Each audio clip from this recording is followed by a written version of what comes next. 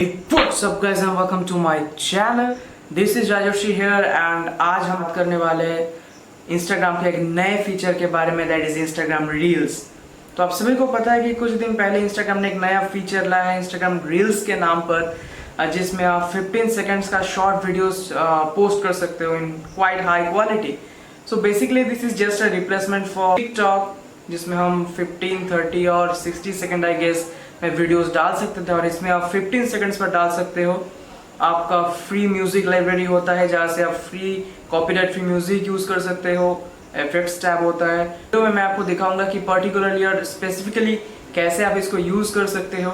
और इसका एक खास फीचर है जिसे हम इंस्टाग्राम में पहले कभी नहीं देखे, कि इसका एक वाइडर एक्सपोजर। मतलब पहले अब इंस्टाग्राम में कोई पोस्ट करते थे तो उसे टैग करना पड़ता था, उसे हमें अच्छे से कैप्शन लिखना पड़ता था, तब जाके वो ज़्यादा लोगों तक रीच होता था।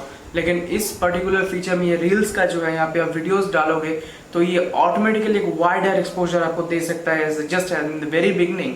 So it's really helpful for me. तो मैं आपको दिखाऊंगा कि इसे कैसे यूज़ करते हैं। तो for that stay tuned and keep watching.